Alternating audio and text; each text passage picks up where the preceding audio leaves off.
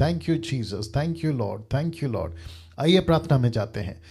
परमेश्वर पिता, यीशु के नाम से आपके पास आते हैं प्रभु जी।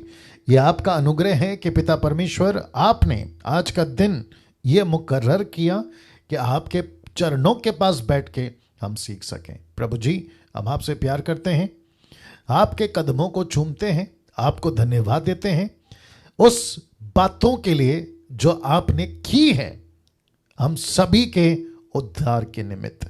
प्रभु जी, मैं प्रार्थना करता हूं इस वक्त में प्रभु, जितने लोग अभी देख रहे हैं, जुड़ रहे हैं, मैं प्रार्थना करता हूं प्रभु, एक एक व्यक्ति को आप स्पर्श करिए, एक एक व्यक्ति से आप बात करिए। प्रभु जी, ऐसा होने दे अगर किसी भी प्रकार का आत्मिक अंधकार की ताकतें या किसी भी प्रकार का लूसीफर का होल्ड या किसी भी प्रकार का पकड़ उनके जीवन में है, यीशु के नाम से अभी इसी वक्त हटा देते हैं और कहते हैं कि पिता परमेश्वर, बिल्कुल पवित्र आत्मा का नियंत्रण यीशु के नाम से उनके ऊपर आने पाए। प्रभु जी, आप ऐसा कर रहे हैं, मैं उसके लिए आपका धन्यवाद देता हूं। एक एक मेंबर, एक एक सदस्य, दास दासी, बेटा बेटी, जवान पुरुष, एक एक व्यक्ति प्रभु, वो चाहे यूट्यूब से भी देख रहा हो प्रभु जी, मैं प्रार्थना करता हूं परमेश्वर, उन सभी को प्रभु जी आप अपनी आत्मिक बुद्धि ज्ञान से भरिए प्रभु जी।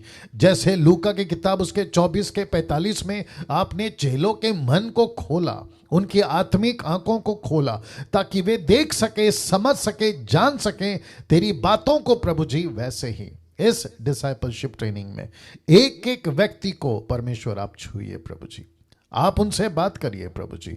और मैं प्रार्थना करता हूं परमेश्वर पिता, अगर उनके घर में ऐसी कोई बातें हैं, ऐसी कोई बंधन है, पैसे को लेकर, हेल्थ को लेकर, बच्चों को लेकर, माँ बाप को लेकर, पति पत्नी की समस्याओं को लेकर, ऐसी किसी भी नौकरी, कर्जा, बिजनेस प्रभु जी, किसी प्रकार का एडिक्शन, नशा से अगर कोई पीड़ित है और वो देख रहा है इस वक्त में, वो इस वक्त में नौकरी पर हो सकता है, वो इस वक्त में अपने घर पर बैठा हो सकता है या बैठी हो सकती है, कोई बिजनेस में है, कोई ट्रैवलिंग में है प्रभु जी, मैं प्रार्थना करता हूं परमेश्वर आप उनका कब्जा लीजिए प्रभु जी, एक एक व्यक्ति का कब्जा लीजिए प्रभु जी। आप ऐसा कर रहे हैं प्रभु, मैं उसके लिए आपका बहुत बहुत धन्यवाद देता हूं।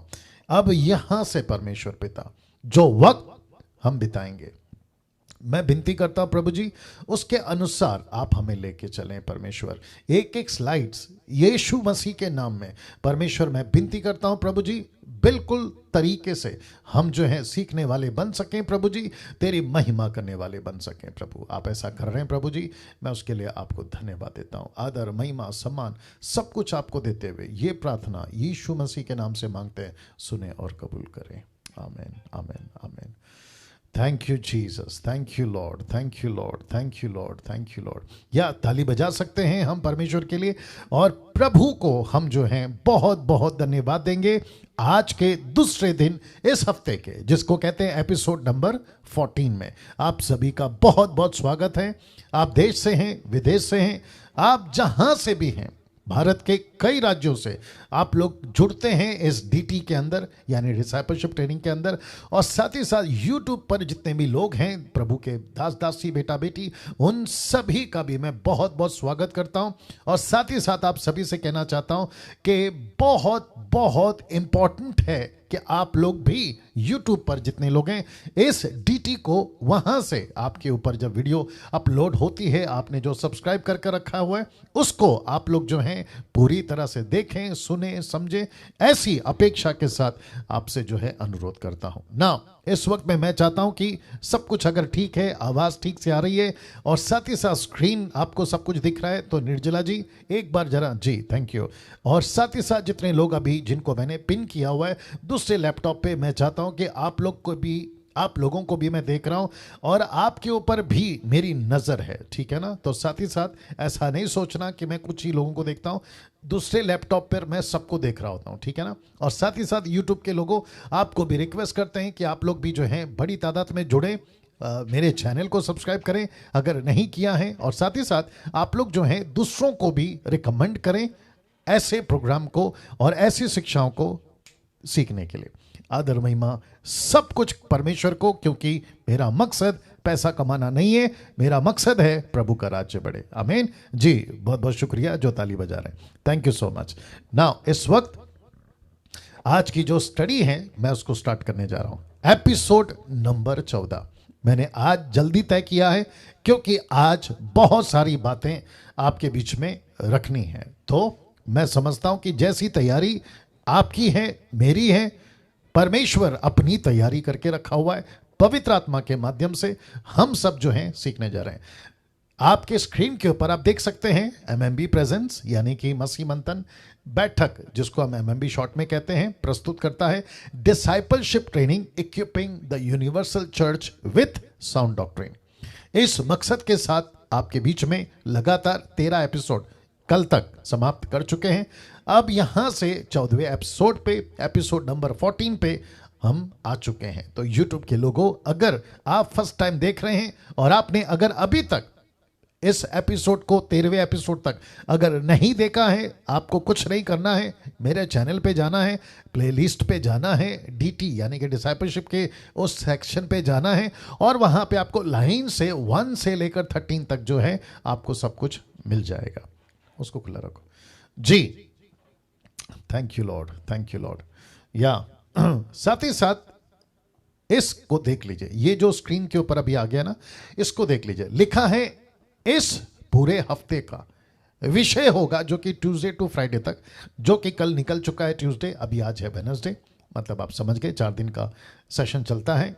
मसीह का चरित्र, क्रिश्चियन कैरेक्टर, इसके ऊपर हम जो है कल ये एपिसोड स्टार्ट कर चुके हैं और मैं समझता हूं कि कल का दिन बहुत बहुत ज्यादा आशीषित आप सभी के लिए रहा होगा। मुझे मैसेजेस आए हैं, कई लोगों ने मैसेज किया है और आप लोग कर सकते हैं। ऐसा होता है कि आप लोग जो हैं सोचते होंगे कि पास्टर डैनियल को मैसेज करें नहीं करें, मैं आपको छूट देता हूं, बेशक करिए। आप टेक्स्ट भेजिए, वॉइस क्लिप भेजिए, जैसा ठीक लगे मेरे पर्सनल नंबर पर जो DT पे देखे रखा है वहां पे आप लोग भेज सकते हैं। आप नेपाल से देख रहे हैं वहां से भेजिए, आप पाकिस्तान से देख रहे हैं, बांग्लादेश से देख रहे हैं, अफ्रीका से देख रहे हैं, कनाडा से देख रहे हैं, अमेरिका से देख रहे हैं, आप UK से देख रहे हैं, कहीं से भी देख रहे हैं, भारत के किसी भी हिस्से से आप लोग जो हैं भेज सकते हैं। उससे क्या होता है कि अगर मेरे पास वक्त होगा मैं ज़रूर उसको देखूंगा और साथ ही साथ मैं उत्साहित होता हूं जब आप सीखते हैं, ठीक है ना। जैसे पौलुस कहता है कि मेरा आनंद कौन है, मेरा आनंद वो है, पौलुस कहता है, जिनको मैंने तैयार किया है। वैसे ही मुझे खुशी उसमें मिलती है जब आप लोग तैयार होते हैं। तो उस मकसद के साथ में ये बातों को आपके बीच में कह रहा हूं ना। मसीह का चरित्र, इसके ऊपर हम कल स्टार्ट कर चुके हैं। कल हमने कहा था कि अपने चरित्र पे काम करना होगा, याद होगा आपको, अपने चरित्र पे काम करना होगा, अपने कैरेक्टर पे काम करना होगा, अगर आपको याद आ गया होगा ना। क्योंकि कल बिगनिंग था इस टॉपिक का, तो बहुत कुछ ऐसी बातें करी जो आपको लेकर चलना है। जो संसार में आपने किया था, आप अविश्वासी थे, आप लेके चलते थे, लेकिन अब ये दूसरा दिन है इस हफ्ते का, आपको कल कहा था कि इसके ऊपर काम करना है। तो यहां पे देख लीजिए, क्योंकि एक मनुष्य बाहर से अंदर आता है, बहुत ध्यान से सुनिएगा, कि एक व्यक्ति बाहर से अंदर आता है जिसके चरित्र को बहुत बुरी तरह से बिगाड़ा होता है 3 तरह के लोगों ने, या 3 तरह से, ठीक है ना। सबसे पहले आदम के बीज ने, शैतान के स्वभाव ने, संसार की बातों ने इसको जो है टोटली बिगाड़ा होता है। अब यस्टरडे यानी कि कल इसके ऊपर हमने बहुत काम किया था, बहुत बातें की थी, बहुत फोकस किया था, बहुत एम्फसाइज किया था। यूट्यूब के लोगों, आप भी जानते, कल वीडियो अपलोड हो चुका है 2 तरीके से। एक है DT के हिसाब से, एपिसोड के हिसाब से, और दूसरा है मैंने अलग से एडिट करके क्रिश्चियन कैरेक्टर अलग से डाला था, आप लोग ने शायद उसको देखा होगा। तो अभी तक यह पता चला है कि जो बाहर से अंदर आता है उसको ये 3 तरह से लोग, यानी कि 3 तरीके से वो बिगड़ चुका होता है। आदम के बीज ने उसको बिगाड़ा होता है, शैतान के स्वभाव ने उसको बिगाड़ा होता है, और संसार की बातों ने उसको बिगाड़ा होता है। नाउ अभी आप इसको देख लीजिएगा, 2 चित्र है, मैंने इसको जानबूझ के रखा है। एक संसारिक स्वभाव से मसीह स्वभाव तक, जी वापस कहता हूं, संसारिक स्वभाव से मसीही स्वभाव तक। तो एक व्यक्ति जब संसारिक होता है, आप देख लीजिएगा, ये कोशिश की है आपके बीच में रखने की कि इस तरीके से आपको बता सकूं कि एक व्यक्ति जब संसारिक होता है, उसकी सूरत, उसकी बॉडी लैंग्वेज, उसका हाव भाव, उसका टोटल अपीयरेंस या टोटल व्यवहार संसारिक होता है, गुस्से वाला होता है, चिड़चिड़ा होता है, हर बात पे उसका जो बिहेवियर है वो टोटल अलग होता है। अब ऐसा व्यक्ति जब मसीह में आ जाता है तो संसारिक स्वभाव से मसीही स्वभाव तक, इसको कहते हैं एक बहुत बड़ा परिवर्तन। यूट्यूब के लोगों आप भी सुनो, जिसके चलते पौलुस कहता है अगर कोई मसीह में है तो वह क्या है? नई सृष्टि। यस जी, आप लोग भी साथ देंगे। तो इसका मतलब है कि अगर कोई मसीह में है वो नई सृष्टि है। क्यों? क्योंकि एक, परमेश्वर अपनी तरफ से सब कुछ कर चुका है नई सृष्टि बनाने में। दूसरा, आपको अपनी तरफ से हाथ पैर चलाना है। मैंने कल कहा था ऑटोमेटिकली कुछ नहीं बदलता, आपको बदलना है। प्रार्थना खुद करना है, वचन आपको पढ़ना है, संगति में आपको बैठना है, संसार में पवित्रता का जीवन आपको जीना है। अंदर बैठा परमेश्वर आपको कठपुतली की तरह, पॉपेट्स की तरह नहीं चलाएगा। यस, नहीं चलाएगा। या बाकी सब रिस्पॉन्स देंगे, बाकी लोग भी रिस्पॉन्स देंगे। तो इसका मतलब है कि हम सभी को अविश्वासी से लेकर सांसारिक स्वभाव से लेकर मसीह स्वभाव तक हमको मेहनत करता रहना है। जिसके चलते मैंने ये स्लाइड डाला था कि कल हमने कहा था कि अपने चरित्र पे काम करना होगा, क्योंकि एक मनुष्य बाहर से जब अंदर आता है तो जो कि पूरी तरह से बिगड़ा होता है या बुरी तरह से बिगड़ा होता है, 3 लोगों ने बिगाड़ा होता है। अब उसको अपना स्वभाव पे काम करना है, अपने नेचर पे काम करना है, अपने कैरेक्टर पे काम करना है, अपने चरित्र पे काम करना है। तो यहां तक ठीक है जी? आप लोग समझ गए होंगे, ठीक है ना? नाउ एक वचन को पढ़ते हैं जो कि ठीक आपके बिल्कुल स्क्रीन के ऊपर रखा है। यूट्यूब के लोगों आपके लिए टीवी के ऊपर रख दिया, ठीक है ना? लिखा है 1 कुरिन्थियों 3:3, 1 Corinthians chapter 3 verse 3 लिखा है, क्योंकि जब तक शारीरिक हो, क्योंकि जब तक शारीरिक हो, इसीलिए कि जब तुम में डह और झगड़ा है तो क्या तुम शारीरिक नहीं हो और मनुष्य की रीति पर नहीं चलते? क्योंकि अब तक शारीरिक हो, माफ करें, क्योंकि अब तक शारीरिक हो। इसलिए, किस लिए? क्योंकि तुम झगड़ते हो। क्यों? क्योंकि तुम्हें डहा है, नफरत है, हिर्षा है, क्या कहते हैं ना, माफ नहीं करने वाली बातें। और ऐसे व्यक्ति को पौलुस कहता है कि वो फ्लैश में है, शारीरिक है या फ्लैशली लाइफ जी रहा है। तो फोटो को फिर से देख लीजिए, किस तरह का Christian, my goodness get ready, किस तरह का क्रिश्चियन आज हम अपने सोसाइटी में देख रहे हैं। किस तरह का पास्टर, यूट्यूब वालों ध्यान दीजिएगा, किस तरह का bishop, reverend, apostle, profit, doctor XYZ, किस तरह का। ये जो पहला फोटो है जिसको कहते हैं, माफ करें, जिसको कहते हैं संसारिक स्वभाव, या फिर ये दूसरा जिसको कहते हैं मसीही स्वभाव, जिसके चलते पौलुस डांट लगा रहा है। और याद रखो पौलुस किसको डांट लगा रहा है पता है? अगर आपने 1 कुरिन्थियों 2 कुरिन्थियों को ध्यान से पढ़ा होगा, ये ऐसे लोग हैं जिनमें धान है ना, पवित्र आत्मा का पानी की तरह बहता है, पानी की तरह। ये ऐसे लोग थे जिनकी कलीसिया में मुर्दे जिंदा होना चुटकी में होता था। ये ऐसे लोग हैं जिनको प्रचार, पवित्र आत्मा, अपने अन्य भाषा जिसको कहते हैं ग्लोसा से भरकर, दूसरों की भाषा ऐसे भरकर इस्तेमाल करता था। इनके बीच में प्रोफेसी होती थी, इनके बीच में चमत्कार होते थे, इनके बीच में अद्भुत काम होता था, शहर का शहर बदल रहा था। ऐसे लोगों को, गेट रेडी नाउ, ऐसे लोगों को पौलुस कहता है कि तुम शारीरिक हो। तुम शारीरिक हो।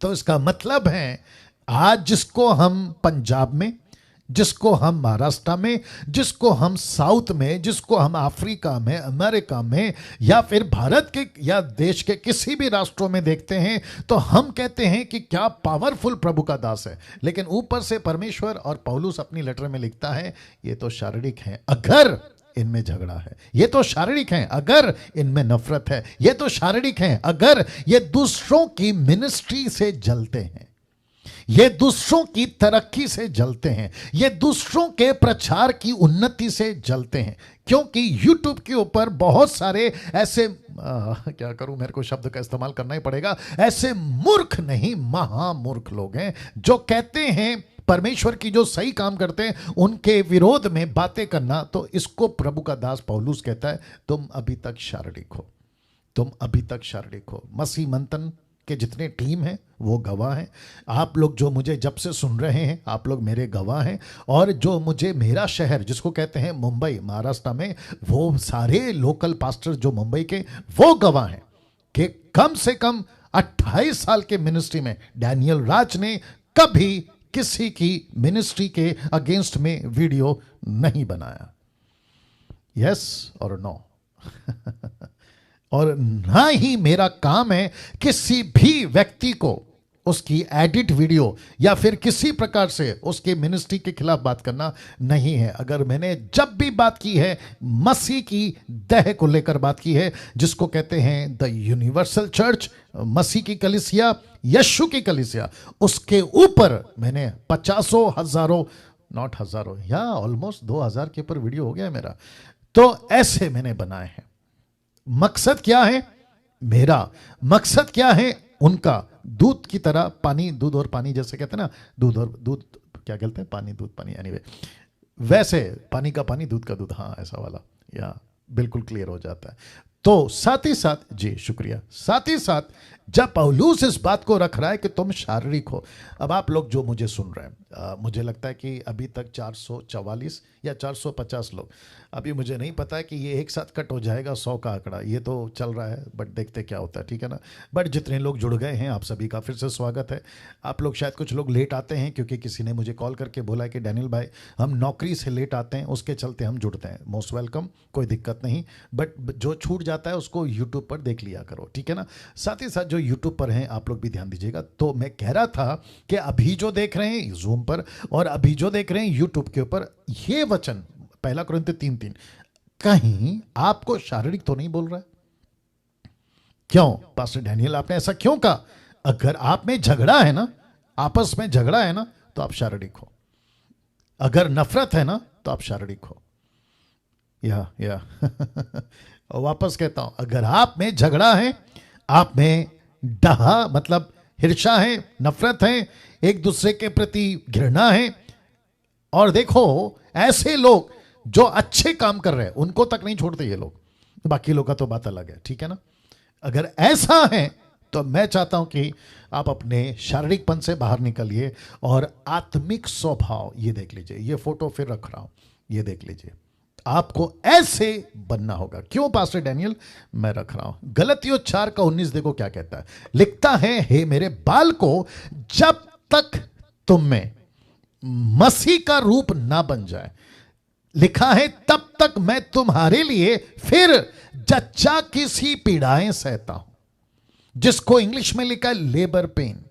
एक बहन जिसने बच्चा पैदा किया, एक क्या कहते हैं, किसी की पत्नी जिसने बच्चा पैदा किया, एक मां जिसने बच्चा पैदा किया, मैं उनकी बात कर रहा हूं। उनको पूछिए ये दर्द कैसा होता है, उनको पूछिए ये दर्द कितना खतरनाक होता है। तो पौलुस कहता है कि ऐसे दर्द से मैं गुजरता हूं अगर कोई मसीह का होकर शारीरिक हो जाए। ये देखो, शारीरिक हो जाए, शारीरिक हो जाए, 1 कुरिन्थियों 3:3, शारीरिक हो जाए। तो इसका मतलब है कि पौलुस का दर्द है ना, ये नहीं है कि उसका बिजनेस नहीं चल रहा है, उसका दर्द ये नहीं है कि उसको अमेरिका का वीजा नहीं मिल रहा है, उसका दर्द ये नहीं है कि किसी को नौकरी नहीं मिल रही, उसका दर्द क्या पता है, कोई शारीरिक जीवन जी रहा है मसीह होकर, उसका ये दर्द है। वाह, सोच के देखिए आप लोग। इसका मतलब है कि हम सभी को इसके ऊपर बहुत ज्यादा काम करना होगा, बहुत ज्यादा काम करना होगा, क्योंकि हम सभी को मसीह का रूप लाना ही होगा।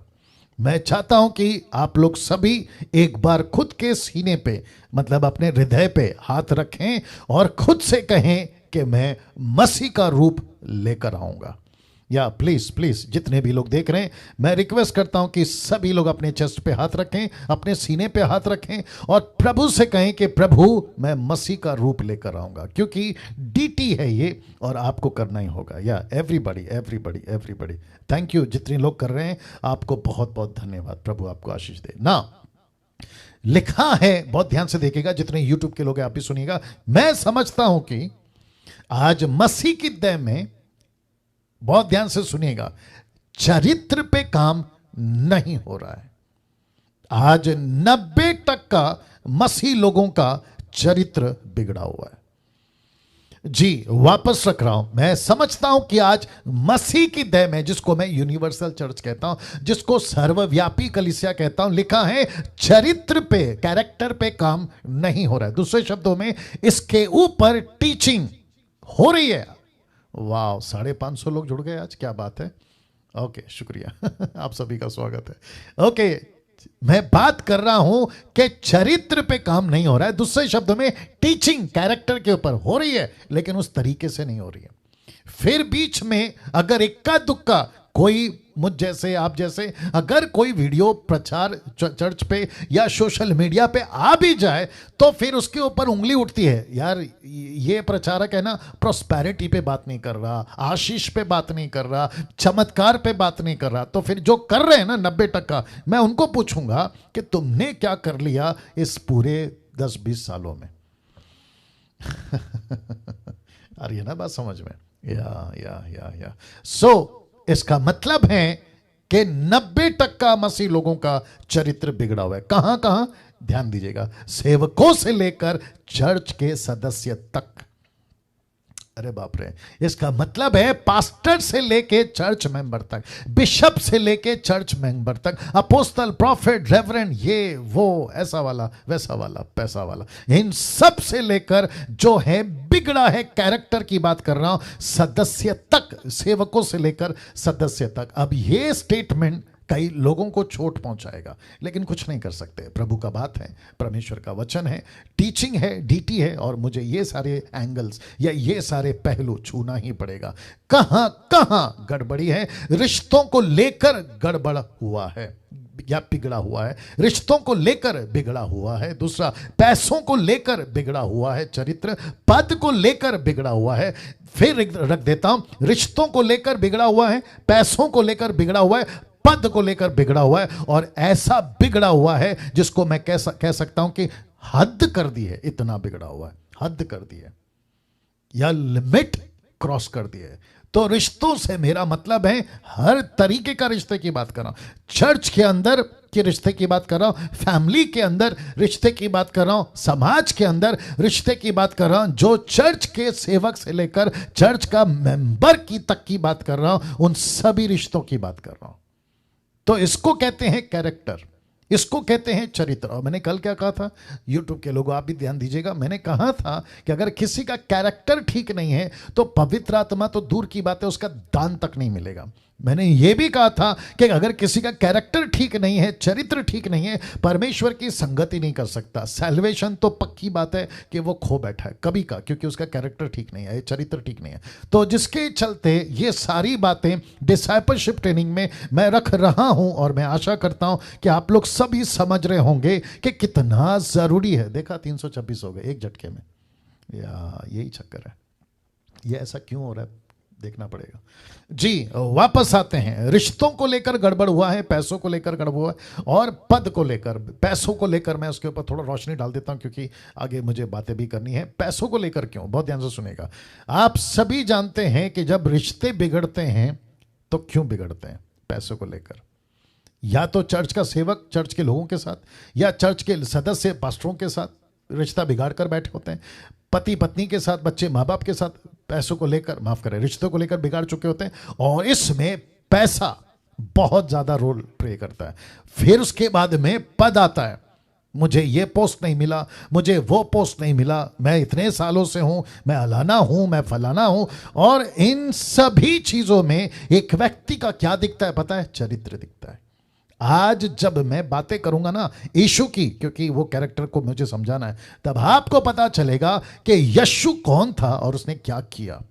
तो कभी रिश्तों को लेकर, पैसों को लेकर, पद को लेकर, जो अभी मुझे सुन रहे हैं मैं उनसे बात कर रहा हूं, कभी इन चीजों में कॉम्प्रोमाइज नहीं करना। जो सही है वो सही है, जो गलत है वो गलत है। यूट्यूब के लोगों आपको भी सुनना होगा। इसका मतलब है कि हम सभी को रिश्तों में अपना चरित्र दिखाना है, पैसों को लेकर अपना चरित्र दिखाना है, पद यानी कि आपका पोजीशन, पास्टर का, रेवरेंड का, बिशप का, आप जो भी हैं, है ना, इसको लेकर कोई लालच नहीं आनी चाहिए।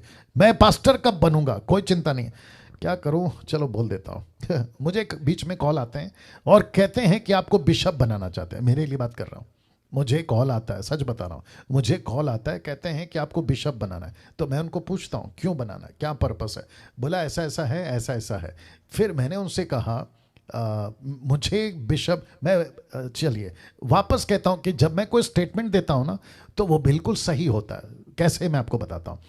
अभी आपकी और मेरे बीच में कौन कौन है, पिता, पुत्र, पवित्र आत्मा। ये तीनों की मौजूदगी के उपस्थिति को जानकर आपको कह रहा हूं कि मैंने उस व्यक्ति को कहा मुझे बिशप नहीं बनना है। वाह। अब आप सोचिए मैं कब का बिशप बन सकता था। और अभी भारत में, महाराष्ट्र में, पंजाब में, गुजरात में, साउथ में, ना जाने कहां कहां 3,000 रुपए में या ज्यादा से ज्यादा 5,000 रुपए में बिशप की डिग्री बिक रही है, बेचा जा रहा है। अब आप सोच के देखिए, अगर ऐसे, और जो कि बन रहे हैं, बिशप बन रहे, अपोस्तल बन रहे, प्रॉफिट बन रहे, डॉक्टर बन रहे, जिनको मैं अपनी आंखों से देखता था ना, बच्चे टाइप के थे, पीछे बैठते थे, मेरे साथ में फोटो खींचते थे, मेरा ऑटोग्राफ लेते थे जब मैं गाना गाता था, वर्शिप का बात कर रहा हूं। ऐसे लोग अभी मेरे सामने फेसबुक पे आते बिशप बनकर, वो पूरा कपड़ा पहन के, गले में क्रॉस पहन के, तो मैं ताज्जुब हो जाता हूं। मैंने एक को तो कॉल भी कर दिया। मैंने बोला बिशप साहब कब बन गए बिशप। अब आप सोच के देखिए किसका चक्कर है, पद का चक्कर है। इसको कहते हैं पद का लालच, इसको कहते हैं पोजीशन का लालच। कभी कभी नहीं भागना है इसके पीछे। अगर परमेश्वर देता है, प्रेज गॉड, परमेश्वर इज्जत देता है, प्रेज गॉड। मैं कुछ कुछ वचन रखूंगा, ये 2 दिन के बीच में रखूंगा मैं। तो अभी तक आप समझ गए। अब प्रश्न है कैसे सुधारें, या कैसे सुधारें, कैसे सुधारें, कैसे सुधारें, ये प्रश्न है। तो 4 तरीके से देख लीजिएगा, 4 तरह से हम इसको जो है सुधारेंगे। किसको सुधारेंगे? एक बिगड़े हुए चर्च के पास्टर से लेके सदस्य तक को कैसे सुधारें, 4 तरीके से। साथ ही साथ जो जूम पर देख रहे हैं उनको कैसे सुधारें, 4 तरीके से। यूट्यूब के लोगों को कैसे सुधारें जो देख रहे हैं, 4 तरीके से। ये 4 तरीका क्या है आपके बीच में रखूंगा, और ये चारों तरीके का एक एक पॉइंट पे बात करूंगा। तो सबसे पहले यीशु के जीवन से, नंबर 1। दूसरा परमेश्वर के वचन से, नंबर 3 बाइबल के सेवकों से, नंबर 4 पवित्र आत्मा से। वाह। या जो ताली बजा रहे हैं, हरकत कर रहे हैं, कुछ ना कुछ कर रहे हैं, उन सबको धन्यवाद। और लेकिन जो बिल्कुल बुद्ध की तरह बैठे हुए हैं, शांत बैठे हुए हैं, मुझे नहीं पता वो क्या कर रहे हैं, उनको प्रश्न है कि भैया सुन रहे हो या कहीं और ध्यान है। चलिए वापस आते हैं। सबसे पहला है यीशु के जीवन से मैं आपको रखूंगा, परमेश्वर के वचन से, बाइबल के सेवकों से, नूह से लेकर या हनोक से लेकर प्रकाशित वाक्य तक के, जॉन तक, यूहन्ना तक, एक एक परमेश्वर का सेवक, उससे हम क्या सीख सकते हैं वो रखूंगा। और अंत में इसी कड़ी की बात कर रहा हूं, पवित्र आत्मा से, पवित्र आत्मा से। लेकिन यह पॉसिबल नहीं है कि आज यानी कि अभी 1 घंटे में मैं ये चारों के चारों बताऊं, नहीं होगा। तो इसको मैं कल तक खींचूंगा क्योंकि बहुत सारा मसाला है, तो इसको कल तक खींचूंगा, ठीक है ना। तो अभी इन चारों से हम सीखेंगे क्रिश्चियन बिहेवियर। मैं रिपीट करता हूं, इन चारों से हम सीखेंगे क्रिश्चियन बिहेवियर, मसीह का व्यवहार। कैसे? नम्रता, हम्बलनेस। दूसरा अधीनता, सबमिशन। फिर तीसरा संयम, सेल्फ कंट्रोल। चौथा दया, मर्सी। वाह। इन सब की स्क्रीनशॉट या माफ करें पीडीएफ आपको मिल जाएगी, चिंता मत करिए। अगर कोई लिख रहा है मत लिखो, टाइम वेस्ट होगा आपका और आपका ध्यान नहीं जाए मेरी बातों पर। तो इसका मैं पीडीएफ भेज दूंगा, मेरी तरफ फोकस करिएगा, ठीक है ना। और यूट्यूब के लोगों, आपको पीडीएफ तभी मिलेगा अगर आप नीता जी को कॉल करेंगे, तभी आपको मिलेगा, ठीक है ना। या फिर आप डीटी के मेंबर हैं तो मसीह मंथन के मेंबर बन जाओ, आपको उस वहां पे मिल जाएगा, ठीक है ना। चलिए वापस आते हैं, रख दे रहा हूं फिर से। इन चारों से हम सीखेंगे क्रिश्चियन बिहेवियर, क्रिश्चियन बिहेवियर, मसीह व्यवहार सीखेंगे। एक है नम्रता, इंग्लिश में हम्बलनेस। दूसरा है आधीनता, सबमिशन, यानी कि अधीन रहना। तीसरा है संयम, सेल्फ कंट्रोल, जो कि आजकल बहुत ज्यादा गड़बड़ है। और ये है दया, मर्सी। इन चारों से आपको ये चार बातों की झलक समझते होंगे ना। ये चार बातों की, चारों चीजों की आपको जो है ना उनके अंदर दिखेगा। कैसे बोलूं, नहीं समझ में आ रहा है, आपको दिखेगा, ये चार चीजें उनके अंदर दिखेगी, ठीक है ना। नाउ आप ये फोटो देख लीजिए, इसको कहते हैं कि एक नया जन्म पाया हुआ व्यक्ति। मैंने इसलिए इसको पानी में रखा है, इसका बपतिस्मा हो चुका है तो उस हिसाब से, ठीक है ना। एक नया जन्म पाया हुआ व्यक्ति, ये सब सुधार आना चाहिए। एक नया जन्म पाया हुआ व्यक्ति में ये सब सुधार आना चाहिए। क्यों? तीतुस की किताब 2:5, टाइटस चैप्टर 2 वर्स 5 क्या कहता है देखो, लिखा है ताकि परमेश्वर के वचन की निंदा ना होने पाए। वाह, जी जी जी जी जी जी, परमेश्वर के वचन की निंदा ना होने पाए। इसका मतलब क्या है पास्टर डैनियल? यूट्यूब के लोगों आप भी सुनिएगा कृपया करके। एक व्यक्ति, रख देता हूं फिर से, एक व्यक्ति अगर नम्रता में नहीं है, हम्बलनेस, एक व्यक्ति आधीनता में नहीं है, सबमिशन, एक व्यक्ति संयम, सेल्फ कंट्रोल में नहीं है, एक व्यक्ति अगर दया का जीवन नहीं जी रहा, मर्सीफुल लाइफ अगर नहीं जी रहा है, तो ऐसा व्यक्ति नया जन्म पाया हुआ में ये अगर सुधार नहीं है, तो इसका मतलब है कि परमेश्वर के वचन की निंदा हो रही है। बाहर के लोग निंदा करेंगे, आप और हम तो छोड़ दो, बाहर के लोग क्या कहेंगे पता है? ये खुद को ईसाई कहता है लेकिन इसका जीवन देखो, ये खुद को मसीह कहता है, देखो इसका जीवन देखो, ये बाइबल पढ़ता है, देखो इसका जीवन देखो, ये चर्च जाता है, देखो इसका जीवन देखो। ऐसे परमेश्वर के वचन की निंदा होती है। Can you believe this? वाह। तो इसका मतलब है कि डीटी में आप जब मुझे सुन रहे हैं, हम सभी को अपने जीवन के ऐसे पहलू जिसको कहते हैं चरित्र, कैरेक्टर, बहुत काम करना होगा। तो मुझे इजाजत दीजिए कि अब वो चार तरीकों में से पहला तरीका आपको समझा सकूं, रख सकूं, और वहां है यीशु के जीवन से। तो सबसे पहले आप देख लें कि सबसे पहले आपको समझना होगा कि यीशु कौन था। यीशु कौन था? अब नीचे लिखा है कि यहूदी किसी का इंतजार कर रहे थे। किसका? मैं रखूंगा। लेकिन अभी जो मुझे देख रहे हैं यूट्यूब और जूम के ऊपर, मैं आप सभी को पूछना चाहूंगा, क्या यीशु इस पृथ्वी पर नौकर बन के आ रहा था? नहीं। क्या यीशु इस पृथ्वी पर चपरासी बन के आ रहा था? नहीं। क्या यीशु इस पृथ्वी पर वॉचमैन बन के आ रहा था? नहीं। क्या यीशु मसीह इस पृथ्वी पर कुछ ऐसा काम जिसको तुच्छ जाना जाता है, ऐसा कुछ आ रहा था? नहीं। मैं आपको बताता हूं कि यीशु के जीवन से जो बातें हमें सीखना है, उसमें सबसे पहले आपको समझना होगा कि यीशु कौन था। यहूदी किसका इंतजार कर रहे थे? एक राजा का। वाह, एक राजा का। आपको मैं बता दूं कि मत्ती की किताब उसका 2 अध्याय वचन 2 में क्या लिखा है कि यहूदियों का राजा जिसका जन्म हुआ है कहां है? किसने पूछा? वो ज्योतिषों ने पूछा, वाइज मैन, ज्योतिषों ने पूछा राजा कहां है। क्योंकि सबको पता था। किसको किसको पता था? मैं आपको बता देता। यहूदियों को पता था कि हम एक राजा का इंतजार करें। क्यों? क्योंकि यीशु की वंशावली किस में काउंट होती है? किसी को याद है? उत्पत्ति की किताब में सिखाया था। किस में काउंट होती है? यहूदा। यहूदा 12 गोत्र में से एक कैरेक्टर जिसका नाम है यहूदा। तो यहूदा को गोत्र में लिया गया था। और प्रकाशित वाक्य 5:5 अगर आपको याद होगा, यहूदा का वो सिंह, लायन ऑफ जूडा, याद आ गया होगा। तो यीशु का कैरेक्टर कौन सा है? राजा वाला। यीशु का चरित्र कौन सा है? राजा वाला। यीशु की बातें कैसी होनी चाहिए? राजा वाला। यीशु का रहन सहन, पहरावा कैसा होना चाहिए? राजा वाला। यीशु की लाइफस्टाइल कैसे होनी चाहिए? राजा वाला। अब जरा जोर का झटका आपको धीरे से देता हूं। क्यों? क्योंकि मैं 28 साल से बाइबल को पढ़ रहा हूं। मैं वही रखूंगा जो मुझे मिला है। लेकिन यीशु पूरा उल्टा था। यीशु के जीवन में राजा वाली कोई बात नहीं की। यीशु ने राजा वाली बात नहीं की। यीशु के आचरण में, यीशु की बातों में, यीशु के डायलॉग में, यीशु के रहन सहन में, यीशु के एटीट्यूड में, चरित्र में, कैरेक्टर में टोटल राजा वाली कोई बात नहीं की।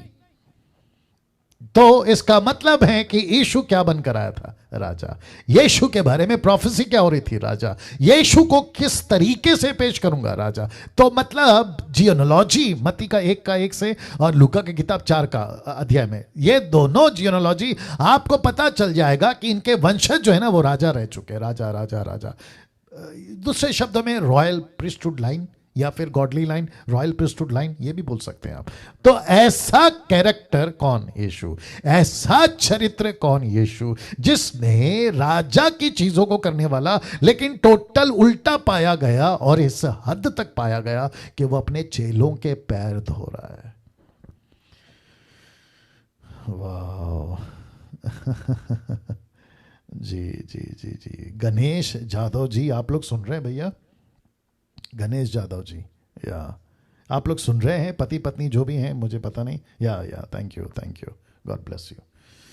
इसको थोड़ा हजम करिए। और मैं साथ में यूहन्ना की किताब उसका 13 का 5 रख दिया हूँ, जहाँ पे लिखा है यीशु ने चेलों के पांव धोए, और वचन नीचे लिखा है तब बर्तन में पानी भरकर चेलों के पांव धोने, जिसे अंगोछे में उसकी कमर बंधी थी उसी से पांव पोंछने लगे, या पांव पोंछने लगा। ठीक है ना? ये फोटो मैं रख रहा हूँ कुछ सेकंड तक, आप लोग इसको हजम करिए।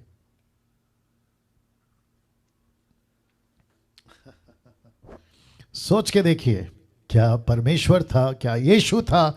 उसकी प्रोफेसी, उसके बारे में बातें होती थी कि यीशु मसीह राजा बनकर आने वाला है। रख देता हूं वापस, यीशु मसीह राजा बनकर आने वाला है। लेकिन टोटल पासा पलट गया, टोटल उल्टा। इसलिए रखा हूं टोटल उल्टा, ये देखो। लेकिन यीशु पूरा उल्टा था। राजा वाली कोई बात नहीं की, कभी नहीं की। वो चाहे तो कर सकता था, वो चाहे तो कर सकता था। ऐसे चुटकी में अपना इशारा में काम कर सकता था। पतरस ऐसा कर, यूहन्ना ऐसा कर, आज खाना यहां खाएंगे, मेरा पैर दबाओ, आज मुझे ऐसा। आ रही है ना बात समझ में? यीशु ने ऐसा कुछ नहीं किया। बल्कि फोटो देख लीजिए, वाह, सी। और बाहर तमाशा क्या चलता है? मैं सेवकों की बात कर रहा हूं। बाहर तमाशा चलता है, परमेश्वर के दास का बैग पकड़ने वाला एक अलग आदमी, सूटकेस पकड़ने वाला, पानी का बोतल पकड़ने वाला, बाइबल पकड़ने वाला एक अलग आदमी, पास्टर का पैर दबाने वाला एक अलग आदमी। ऐसे सारे तमाशे देखे हैं मैंने। यूट्यूब वालों आप भी सुनिएगा। साथ ही साथ पास्टर के लिए छतरी पकड़ने वाला एक आदमी। अगर बहुत बड़ा पास्टर है, मेगा चर्च है, तो उसके साथ में कम से कम 10-12 बॉडीगार्ड्स, वो भी बंदूक के साथ में। अब आप सोच के देखिए, यीशु कहां और आज के लोग कहां, और जिसके चलते मैंने कहा था कि सेवक से लेके चर्च का मेंबर तक भटक गया है, बिगड़ गया है, रिश्तों में, पैसों में और पोजीशन, पद में। अब आप लोग कनेक्ट कर पा रहे होंगे कि मैंने क्यों कहा था कि यीशु को राजा बोलकर साबित किया था कि राजा आएगा, मसीहा आएगा, जिसके चलते यहूदियों को ठोकर लगी। तो यीशु ने क्या कहा? मत्ती 11 का 5 में उसने कहा कि ठोकरे ना लगे। लिखा है हाय उसके ऊपर जिसको मेरे कारण ठोकर लगती है। और ठोकर किसको लगी पता है? सबसे फेवरेट व्यक्ति जो यीशु के पहले आया था, जिसका नाम है जॉन द बैप्टिस्ट। उसने तक पूछने को भेजा कि जाके पूछ के आओ कि जो जेल में जॉन बैप्टिस्ट था, उसने कहा जाके पूछ के आओ कि मसीहा जो आने वाला तू है या कोई और। अब आप सोच के देखो, यीशु का चरित्र, यीशु का लाइफस्टाइल, यीशु का रहन सहन, टोटल कितना लो और कितना नीचे और कितना सेवक बनकर वो काम कर रहा है, जिसके चलते पतरस ने रोका यीशु को। इसी चैप्टर में पतरस ने रोका उसको कि प्रभु मेरे पैर आप नहीं धोएंगे, प्रभु आप क्या चीज हो, प्रभु मैं तो बहुत छोटा आदमी हूं। तो यीशु ने फिर भी उसको कहा अगर मैं पैर नहीं धोऊं तेरे तो तू मेरा चेला नहीं है। तब पतरस कहता है कि मुझे पैर ही नहीं, ऊपर से लेकर नीचे तक नहला दे। क्यों? क्योंकि पतरस यीशु को छोड़कर नहीं जाना चाह रहा था। वाह, क्या ऐसा स्वभाव, क्या ऐसी नम्रता, क्या ऐसा हम्बलनेस, क्या ऐसी दीनता आप में और मुझ में आ सकती है? ये प्रश्न रख रहा हूं, ये प्रश्न रख रहा हूं, ये प्रश्न रख रहा हूं। आजकल की लड़ाई किसकी है पता है? अभी गुस्सा आएगा कुछ लोगों को, कोई बात नहीं। आजकल की लड़ाई किसकी है पता है? मेरा नाम स्टेज पर से नहीं बुलाया, मुझे शॉल नहीं दी, मुझे बुक्के नहीं दिया, फूलों का जो बुक्का होता है ना, बुके बुके, वो नहीं दिया, मुझे आदर नहीं दिया, मेरा हैंडबिल पर नाम नहीं है, मुझे तो कोई इज्जत ही नहीं, ऐसी वाली बात है। तो फिर यीशु को क्या कहें? वो तो राजाओं का राजा, प्रभुओं का प्रभु, जिसने सब कुछ को बनाया अपने एक इशारों से। ऐसा यीशु अगर चेलों के पैर धो रहा है तो आप सोच के देखिए कि उसने खुद को कितना नीचे किया है। तो लीडर्स जो मसीह मंथन के, साथ ही साथ जो लीडर्स जूम के ऊपर, फेसबुक, माफ करें, यूट्यूब के ऊपर, मैं आप सभी को कहना चाहता हूं कि ऐसी नम्रता यीशु से सीखिए। ना कुछ वचन रख रहा हूं आपके बीच में, और साथ ही साथ ये फोटो रख रहा हूं। ये फोटो कौन सा है आप देख लीजिएगा। एक व्यक्ति जिसका नाम है थोमा, मैथ्यू जिसको कहते हैं, माफ करें, मती, नॉट थोमा, मती, मती, मती, मैथ्यू, ठीक है ना। वहां से जब यीशु आगे बढ़ा तो यीशु ने मत्ती नामक एक मनुष्य को महसूल की चौकी पर बैठा देखा, उससे कहा मेरे पीछे हो ले, वह उठकर उसके पीछे हो लिया। इसका मतलब क्या पता है? यीशु अगर राजा है तो वो पापियों के साथ क्या कर रहा है? यीशु अगर बहुत बड़ा है, जिसका प्रोफेसी किया लोग इंतजार कर रहे थे, तो वो पापियों के साथ क्या कर रहा है? मैं कनेक्शन दूंगा। साथ ही साथ इसको देख लीजिए, जक्कई भी एक चुंगी लेने वाला टैक्स कलेक्टर। उन दिनों में इन लोगों से लोग ज्यादा खुश नहीं रहते थे, नफरत करते थे। तो लिखा है 9:2 में, देखो जक्कई नाम का एक मनुष्य था जो चुंगी लेने वालों का सरदार था। यीशु बहुत ध्यान से सुनिए, यीशु इसके घर पर सिर्फ जाता नहीं है, बल्कि इसके घर पर बैठता है। जब तक खाना नहीं बनता, जब तक इसके साथ बातचीत नहीं होती, तब तक रुकता है, और तब जाकर लोगों ने क्या कहा मैं रखूंगा बाद में। लेकिन ये फोटो देख लीजिएगा। आपको पता होगा कि एक औरत जो है यूहन्ना के 8वें अध्याय में पकड़ी गई थी, और यीशु मसीह उसके साथ बात करता है, उसके साथ काउंसलिंग करता है, उसके साथ बात व्यवहार होता है, और जो बाकी लोग थे उनके साथ बातें करता है। यीशु वहां रुकता है। एक राजा का काम नहीं है, एक ऐसा व्यक्ति का काम नहीं है। और फिर उसके बाद ये फोटो देख लीजिए, जहां 12 साल से लहू बहने वाली एक औरत यीशु के उस धागे को या उस एक छोर को पकड़ना चाह रही है। उसको पता था कि इसको अगर पकड़ लूंगी तो मैं चंगाई हो जाऊंगी, इसके ऊपर फिर कभी वीडियो बनाऊंगा। लेकिन यीशु अलाउ कर रहा है एक ऐसी औरत को, जिसको उन दिनों में, इवन आज भी ऐसे स्थिति में, उसको यीशु अलाउ करता है कि आओ और मुझे छू जाओ, आओ और मुझे स्पर्श करो, आओ और अपनी चंगाई पालो। साथ ही साथ ये तो नहीं साहब, अब इसको देखो, एक ऐसी औरत जिसको उस वक्त में कम से कम 7 से ज्यादा दुष्ट आत्मा, साथ ही साथ इसका जीवन उथल पुथल, टोटल बिगड़ा हुआ, एक ऐसी औरत को यीशु अलाउ करता है कि आओ मेरे पैरों को अपने बालों से, अपने इत्र से, अपने आंसुओं से भिगो और मेरी आराधना करो। Can you believe this? और ऐसे टाइम पे जब ये हो रहा था, अब आप इसको देखिए, मत्ती 15:1 और 2 लिखा है, सब चुंगी लेने वाले और पापी उसके पास आया करते थे ताकि उसकी सुने। फरीसी शास्त्री कुड़कुड़ाकर कहने लगे कि यह तो पापियों से मिलता है, उनके साथ खाता भी है। तो मेरा प्रश्न है, क्या यीशु राजा था? जी। क्या यीशु महाराजा था? जी। क्या यीशु राजाओं का राजा था? कम ऑन, बात करिए। यस। क्या यीशु मसीह महाराजा था? यस। लिखा है वो सृष्टि का रचयिता है। ऐसा यीशु अगर अपने कैरेक्टर को, चरित्र को, अपने नेचर को, अपने स्वभाव को इस लेवल पे ले आ सकता है कि वो चेलों के पैर धो रहा है, ये देख लीजिए। फिर उसके बाद में वो चुंगी लेने वालों के पास में उठता बैठता है, उनका उद्धार करता है, जक्कई के घर पे जाता है, उसके साथ खाना खाता है, पापी औरतों को बचाता है, ऐसी औरतों को चंगाई देता है, और ये जिसके अंदर दुष्टात्मा लगी है ऐसी औरत को अपने को छूने को देता है। आजकल तो पास्टर लोग कहते हैं don't touch me, there is anointing over me, ऐसे करके नाटकबाजी करते। लेकिन यीशु तो परमेश्वर का पुत्र, यीशु मसीह अभिषेक का या सामर्थ का, अनॉइंटिंग का खजाना है। अगर वो उसको छूने की अलाउ दे रहा है, इजाजत दे रहा है, तो मुझे नहीं पता आजकल क्यों ये तमाशा चल रहा है। ऐसे कैरेक्टर, चरित्र यीशु का अगर हमने नहीं अपनाया तो फिर हम मसीह कैसे हुए? वाह, कैसा लग रहा है? सोचिए। मैं जानता हूं कई लोगों की अभी हालत ठीक नहीं है, काफी लोग के आंखों में आंसू है, मैं देख रहा हूं। साथ ही साथ मैं जानता हूं इस वक्त में ये टीचिंग ही ऐसा है, ये डीटी डिसाइपलशिप ट्रेनिंग ही ऐसा है। मैं समझता हूं यूट्यूब के लोगों, आपको भी एक मिनट के लिए सोचना होगा कि जिस मसीहा को आप फॉलो कर रहे हैं, जिस यीशु को आप फॉलो कर रहे हैं, अगर उसका चरित्र, उसका स्वभाव, उसका गुण अगर आप में नहीं है, मुझे नहीं लगता कि आप मसीह हैं। आपको संसारिक हो जाना चाहिए। इस लेवल तक झुकना, इस लेवल तक, जानते हो यीशु चेलों के पैर धो रहे, वो भी एक नहीं, अगर 12 है तो 12 के 12, अगर 70 है तो 70 के 70। Can you believe this? ऐसा यीशु सब कुछ छोड़कर चेलों के पैर धो रहा है। और जानते हो यीशु ने क्या कहा? मुझे करने दो, मुझे करने दो, और ऐसे ही तुम भी करो। यीशु ने क्या कहा? ऐसे ही तुम भी करो।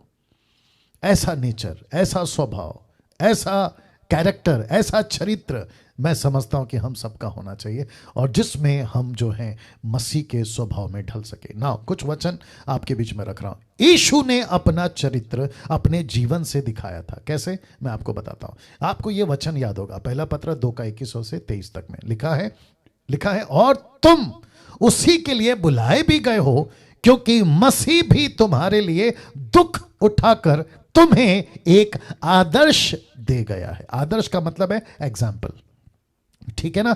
तुम्हें एक आदर्श दे गया है कि तुम भी उसके चिन्ह पर चलो, जिसको कहते हैं फुट स्टेप। इंग्लिश ट्रांसलेशन है फुट स्टेप, मतलब उसके पद चिन्ह पे चलो, ठीक है ना? अब इसको देखो, ना तो उसने पाप किया, किसने? यीशु ने। ना उसके मुंह से छल की कोई बात निकली, ना गाली सुनकर गाली देता था, वो गाली नहीं देता था, दुख उठाकर किसी को भी धमकी नहीं देता था, पर अपने आप को सच्चे न्याय के हाथों में सौंपता था। ये सब उसके साथ कब हुआ पता है? मैं आपको बताता हूं। यीशु के साथ ये सब हुआ यीशु के 3.5 साल के आखिरी हफ्ते में। अगर आपने नहीं सुना तो मैं रिपीट कर रहा हूं। यीशु के 3.5 साल के आखिरी हफ्ते में ये सब घटना घटा। यीशु के मुंह पे, माय गुडनेस गेट रेडी, यीशु के मुंह पे थूका गया। यीशु के मुंह को पट्टी बांध के जोर से थप्पड़ लगाया गया। यीशु के दाढ़ी के बाल नोचे गए। किसी ने पीछे से आकर उसको जैसे थप्पड़ मारते ना, वैसे मारा। लेकिन लिखा है, ना तो उसने पाप किया, ना उसके मुंह से छल की कोई बातें निकली, ना गाली सुनकर गाली नहीं देता था, दुख उठाकर किसी को भी धमकी नहीं देता था।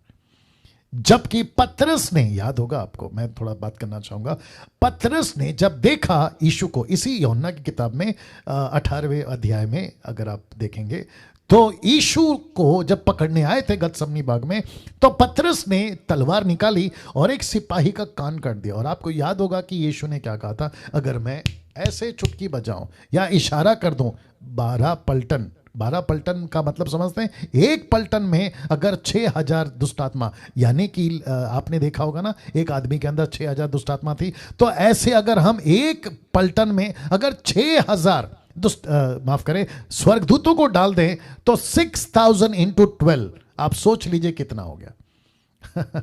आ रही है ना बात समझ में? तो इतने स्वर्गदूत पतरस एक चुटकी में आ जाएंगे। मैं चाहूं तो क्या नहीं कर सकता। तब जाकर पतरस लिखता है, देख लीजिए, ये पतरस का लेटर है, ये पतरस का लेटर है। पतरस कहता है, ना तो उसने पाप किया, ना उसके मुंह से छल की कोई बात निकली, ना गाली सुनकर गाली नहीं देता था।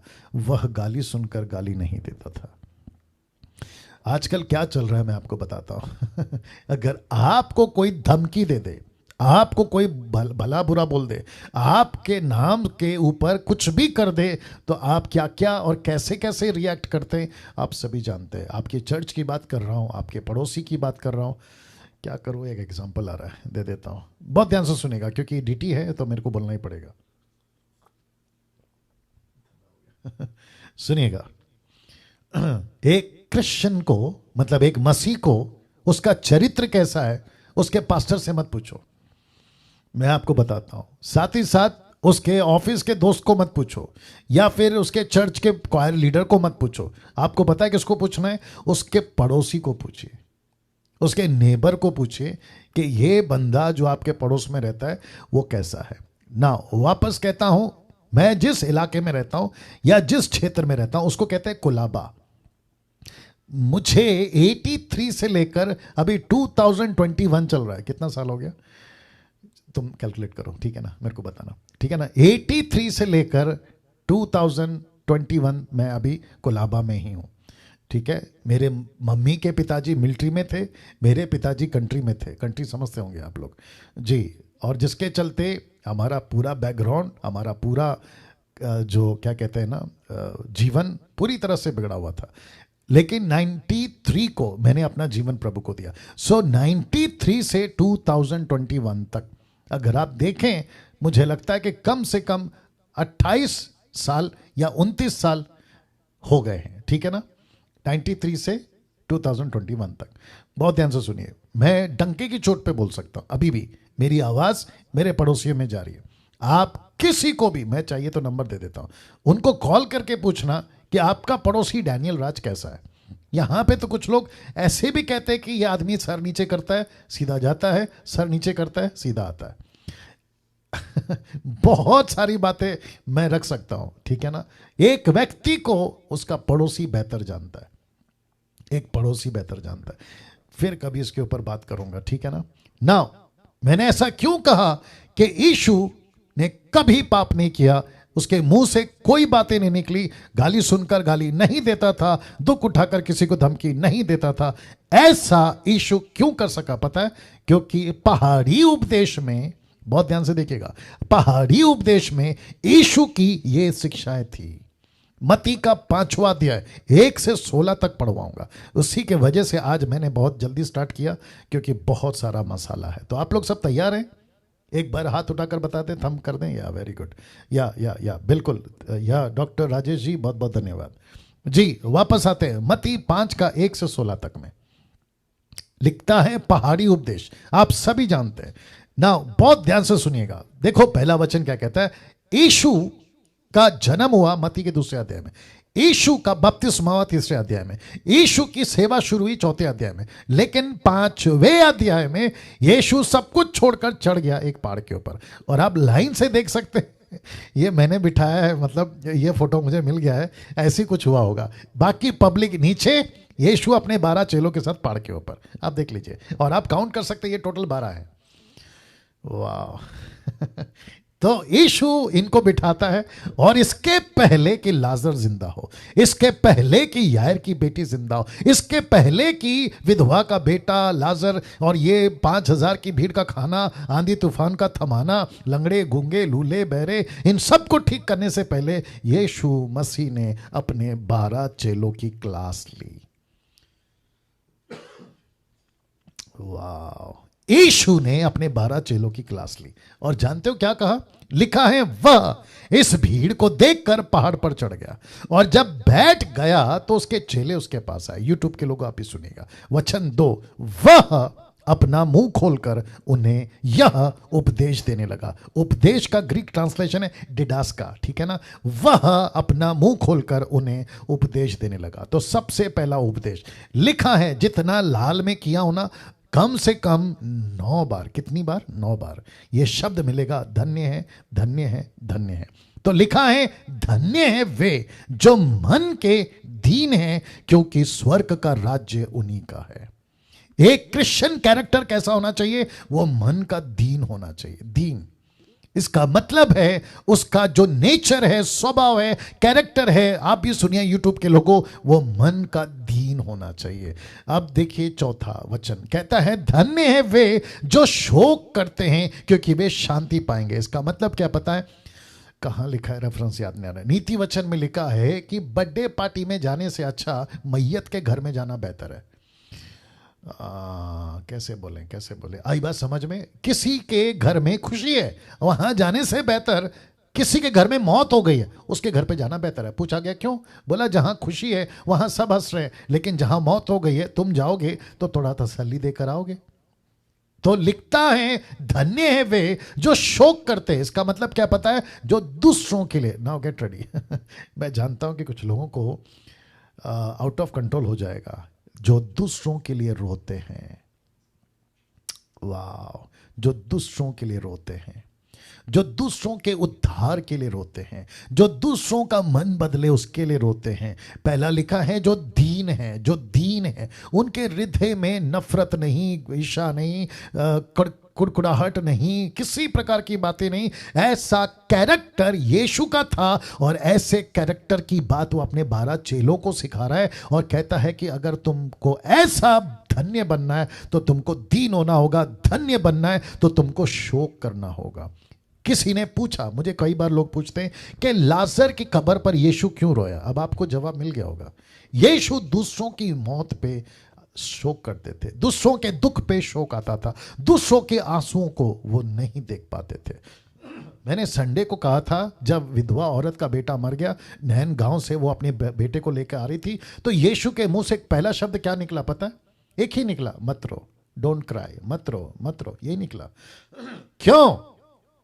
क्योंकि यीशु को पता था कि किसी की मौत होती है आंसू बहते हैं, किसी का दुख होता है आंसू बहते हैं। तो यीशु कहता है धन्य हैं जो शोक करते हैं क्योंकि वे शांति पाएंगे। इसका मतलब क्या है?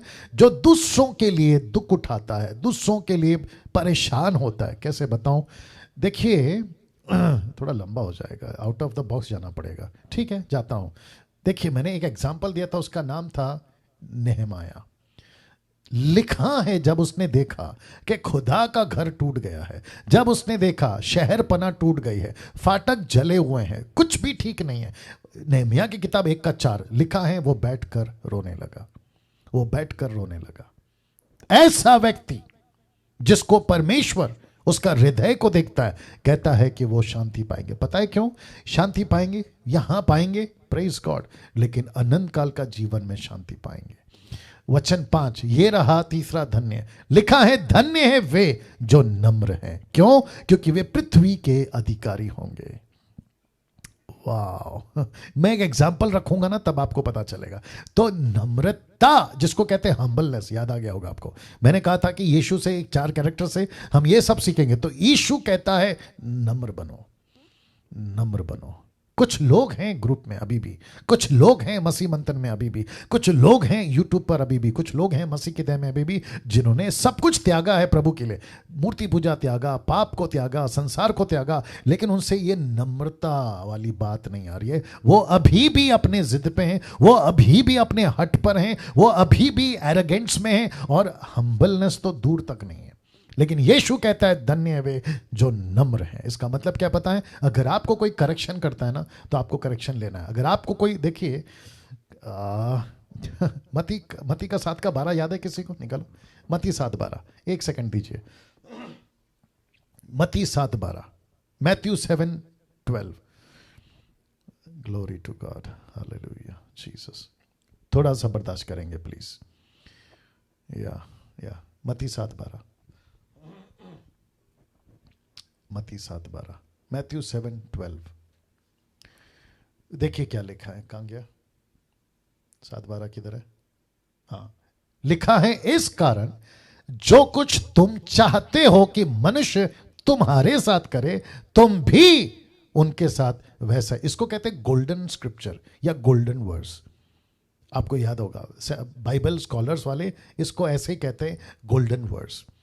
आप अगर चाहते हैं आपके अधीन कोई रहे, तो कहता है तू पहले अधीन रहे। आप चाहते हैं कि कोई आपसे प्यार से पेश आए, तो कहता है तू प्यार से पेश आ जा। अगर आप चाहते हैं कि वो नम्र बने, आपको नम्र बनना है, क्योंकि धन्य है वे जो नम्र हैं, क्योंकि वे पृथ्वी के अधिकारी होंगे।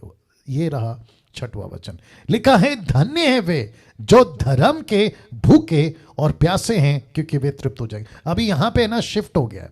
देखिए मैं आपको बताता हूं शिफ्ट कैसे हो गया। यहां पे क्या कहता है? धन्य है जो मन के दीन है, फिर कहता है धन्य है जो शोक करता है, फिर कहता है धन्य है जो नम्र है। लेकिन यहां पे शिफ्ट हो गया। अब आपको पता है ये कहां चला गया? यीशु कहता है धन्य है जो धर्म के भूखे और प्यासे। ये आ गई मिनिस्ट्री, ये आ गया परमेश्वर, ये आ गई सेवा, ये आ गया मिशन।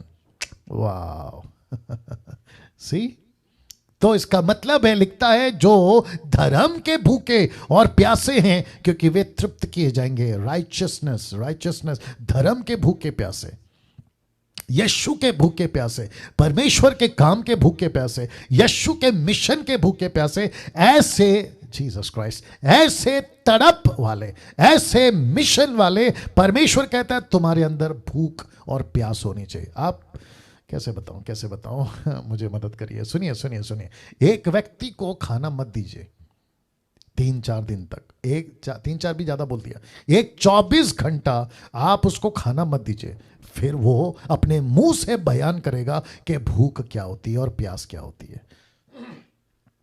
यीशु क्या चाहता है पता है? ऐसी तड़प के साथ तुम धर्म के भूखे हो जाओ, ऐसी तड़प के साथ तुम धर्म के प्यासे हो जाओ। इसलिए लिखा है धर्म के भूखे और प्यासे। क्या ऐसी तड़प आज हमारे अंदर है? यीशु पूछ रहा है, कैरेक्टर की बात चल रही है ना, यीशु के चरित्र की बात चल रही है ना, तो यीशु कह रहा है क्या ऐसी भूख और तड़प तुम्हारे अंदर है, प्यास तुम्हारे अंदर है? अगर है तो यीशु कहता है धन्य है। धन्य का मतलब क्या पता है? ग्रीक ट्रांसलेशन कहता है जिसको परमेश्वर ने अपॉइंट किया है ब्लेस करने के लिए, जिसको परमेश्वर ने अलग किया है ब्लेस करने के लिए। सबको आशीष नहीं मिलती, यूट्यूब वालों तेल पानी के पीछे मत भागो, सबको नहीं मिलती आशीष। ये आशीष है ना ऊपर से परमेश्वर तय करता है कि किसको देना है। तो लिखा है जो धर्म के भूखे प्यासे है, कंडीशंस आर अप्लाइड। कहते हैं ना बाय 1 गेट 1 फ्री, तो नीचे लिखा रहता है कंडीशंस आर अप्लाइड। तो तुमको धन्य होना है ना, ब्लेस होना है ना, तो ये शर्त है।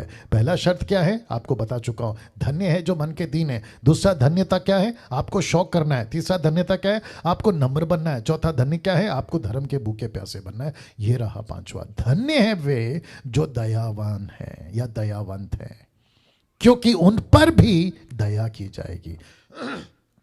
ये जो मर्सी का टॉपिक है ना, दया, मैं उसके ऊपर खुलकर आऊंगा बाद में, ठीक है ना, लेकिन अभी थोड़ा सा बता देता हूं। आप लोग सब तैयार हैं शायद। आपके पास में अगर दया करने का मौका मिलता है, मैं रिक्वेस्ट करता हूं प्लीज दया करिए।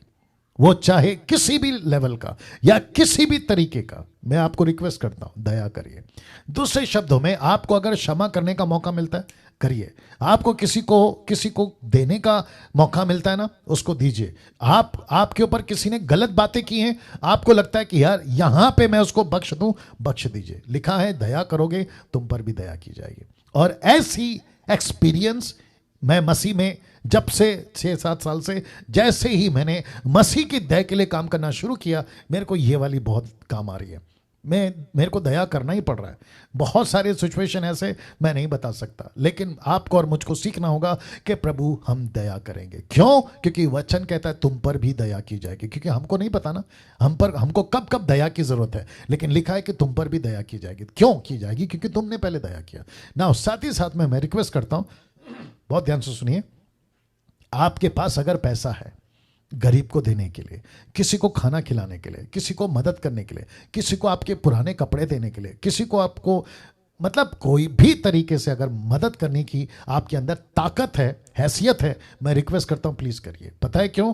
क्योंकि परमेश्वर इसकी गिनती करता है, इसकी गिनती करता है, इसको गिनता है। और परमेश्वर को बहुत अच्छा लगता है जब कोई ऐसा करता है। मेरे पास वक्त नहीं है यह बताने के लिए कि मत्ती के 26वें अध्याय में यीशु ने कहा मैं जेल में था तुम मुझे मिलने आए, मैं भूखा था तुमने पानी पिलाया, खाना खिलाया, मैं प्यासा था तुमने पानी पिलाया, मैं हॉस्पिटल में था तुम मुझे मिलने आए। याद आ गया? तो वो पूछते हैं कि आप कब भूखे थे, प्यासे थे, जेल में थे, हॉस्पिटल में थे? यीशु कहता है जिसने छोटे से किया उसने मेरे साथ किया। यस और नो? और वैसे ही हम सबको ये जो दिल है ना, जिसको कहते हैं ना दया का दिल, कहते हैं ना कि उधार दिल दे दो। जक्कई ने क्या किया? मैंने सिखा दिया। जक्कई कहता है जिसका एक लिया था, कोई बोल दीजिए मैं उसको 4 गुना लौटा दूंगा। सी, इसका मतलब है हम सब के अंदर ऐसा दिल होना चाहिए। और ये किससे सीख रहे हैं? यीशु जी से सीख रहे हैं। ये देखो 8वां वचन लिखा है धन्य वे जिनके मन शुद्ध है। क्यों? क्योंकि वे परमेश्वर को देखेंगे। क्या बात है। इसका मतलब है कि हम सभी को अपने मन को, अपने जहन को, अपने कैरेक्टर को, अपने चरित्र को इसलिए शुद्ध रखना है। क्यों? क्योंकि हमको परमेश्वर को देखना है। मैंने कल ही कहा था जिसका कैरेक्टर ठीक नहीं है परमेश्वर उसके साथ संगति नहीं करेगा। जिसका मन शुद्ध नहीं है वो परमेश्वर को नहीं देख पाएगा। दूसरे शब्दों में वो परमेश्वर को नहीं देखेंगे अस्तित्व में। अभी यहां की बात, और जैसे ही हम स्वर्ग में जाएंगे वहां पर हमारा हिसाब हो जाएगा। मन शुद्ध नहीं था, मन में उल्टी सीधी बातें थी, नफरत था, दूसरों के प्रति भैर था, न जाने गंदगी भर के रखी थी। ऐसे लोग परमेश्वर को नहीं देखेंगे। इस बात की चर्चा यहां पे कर रहा है ना। वचन 9 कहता है धन्य वे हाँ, ये मेरे को बहुत अच्छा लगता है। लिखा है जो मेल कराने वाले हैं क्योंकि वे परमेश्वर के पुत्र कहलाएंगे। आपको याद आ गया दानियल 12:1, जहां पे लिखा है जो दूसरों का, माफ करें, या 12 का 1 से 4 तक, जो दूसरों को धर्मी बनाते हैं वो आसमान में तारों की नहीं चमकेंगे। तो धन्य है जो मेल कराते हैं, पीस मेकर, मतलब परमेश्वर के साथ में मेल करा देते हैं। इसको कहते हैं reconciliation ministry. 2 Corinthians chapter 5 verse 18-19 आपने पढ़ा होगा। तो इसका मतलब है कि हम सब मसीह मंथन के लोगों, यूट्यूब के लोगों, हम सब कौन है पता है? हम संसार को परमेश्वर से मेल कराने वाले। और प्रभु कहता है ऐसे लोग जो मेल कराते हैं वे धन्य हैं। इसका मतलब है कि परमेश्वर कहता है कि मुझे अच्छे लगते हैं जो मेरा प्रचार करते हैं। नाउ जितने प्रीचर्स हैं अभी और जितने फेसबुक पे आते हैं, अपना हाथ लीजिए, खुद को शाबाशी दीजिए, क्योंकि परमेश्वर से आप मिलने वाले हैं। कहता है कि मेल कराने वाले वे परमेश्वर के पुत्र कहलाएंगे। खुद को शाबाशी दीजिए। मुझे पता है प्रचार करने में बहुत तकलीफ होती है।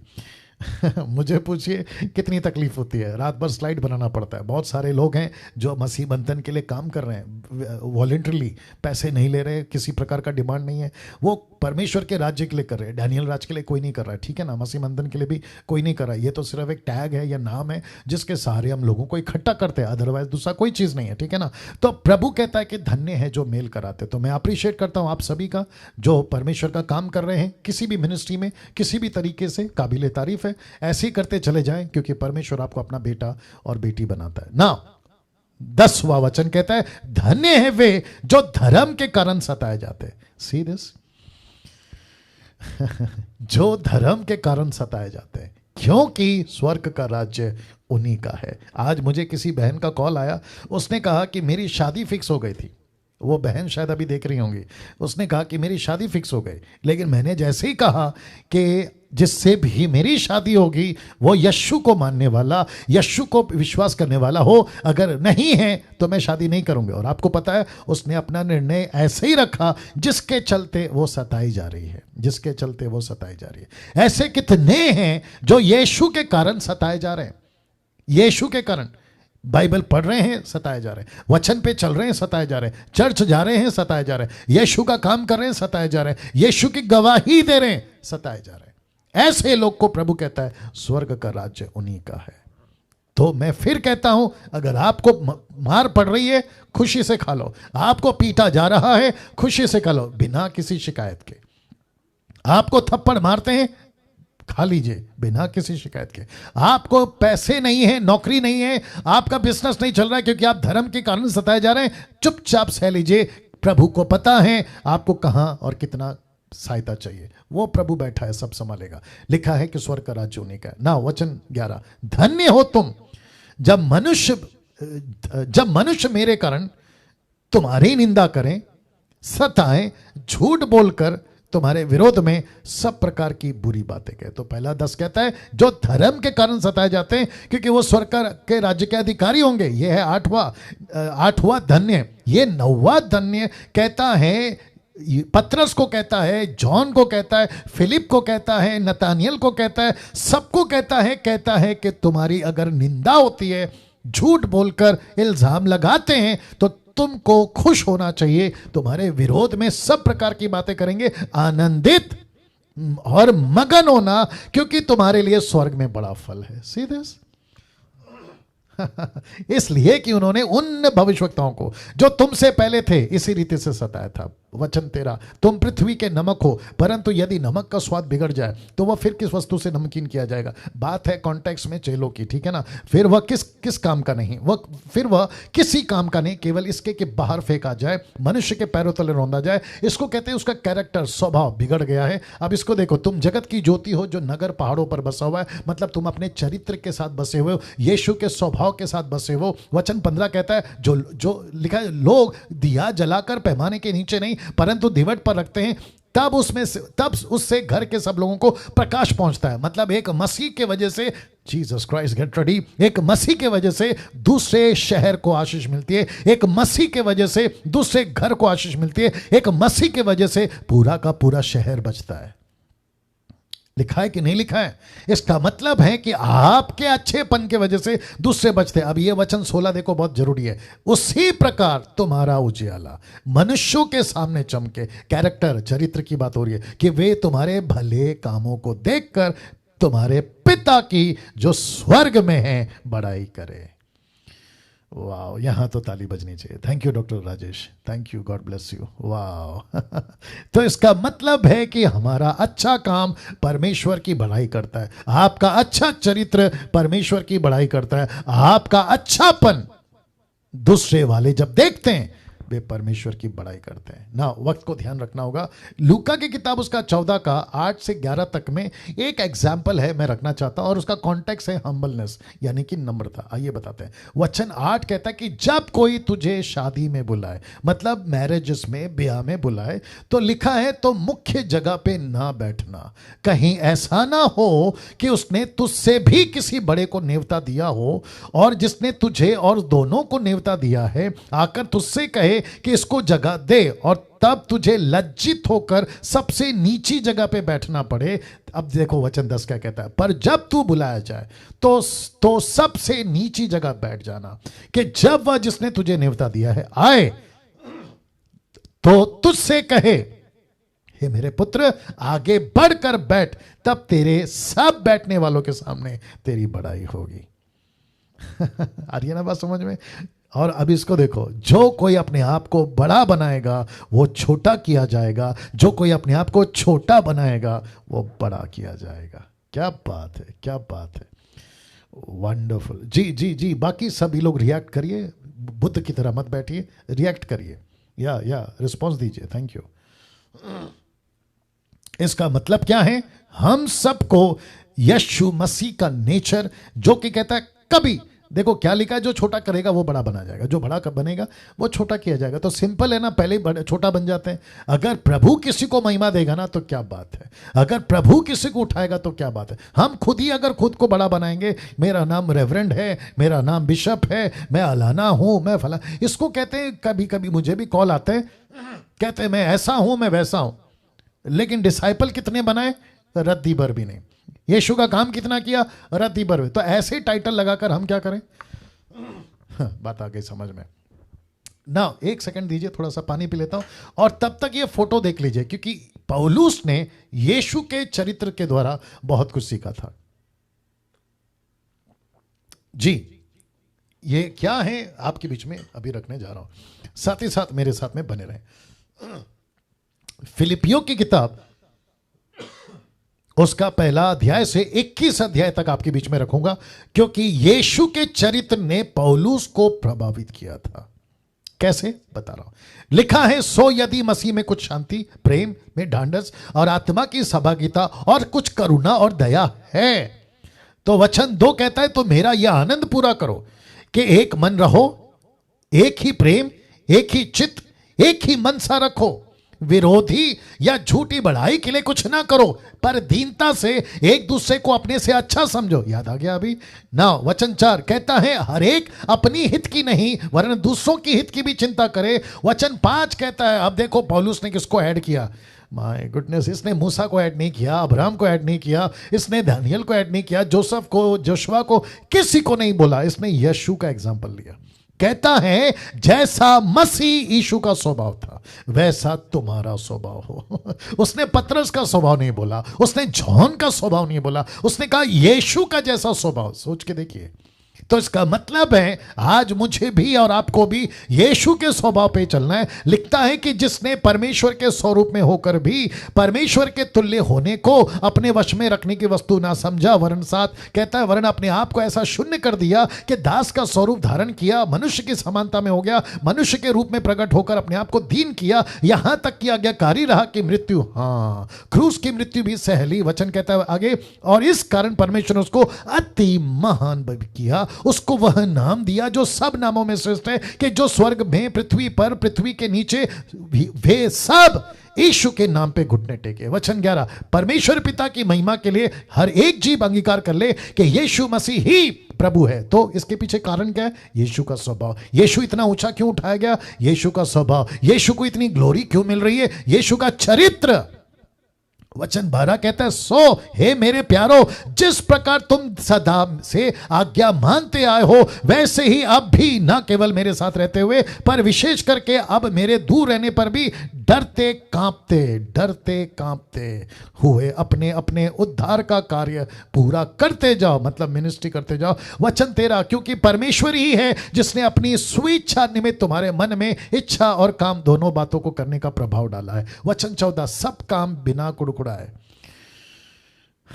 सब काम बिना कुड़कुड़ाए, बिना विवाद के किया करो, ताकि तुम निर्दोष और भोले होकर टेढ़े और हठीले लोगों के बीच परमेश्वर के निष्फल संतानें बने रहो, जिनके बीच में तुम जीवन का वचन लिए हुए जगत में जलते दीपकों की नाई दिखाई देते हो, जिसका जिक्र यीशु ने किया। वचन 16, कि मसीह के दिन मुझे घमंड करने का कारण हो कि ना मेरा दौड़ना ना मेरा परिश्रम करना व्यर्थ हुआ। डैनियल राज का टीचिंग व्यर्थ नहीं जाएगा, जैसे पौलुस कहता मेरी मिनिस्ट्री व्यर्थ नहीं जाएगी, जैसे निर्जला जी आपकी मिनिस्ट्री व्यर्थ नहीं जाएगी, पास्टर पॉल, पास्टर राजेश और जितने भी सिस्टर आशा जी, जितने भी पास्टर सिस्टर शिवानी, आप सिस्टर एपशिबा, जितने भी पास्टर रमन, आप जितने भी लोग हैं, आपका परिश्रम व्यर्थ नहीं जाएगा।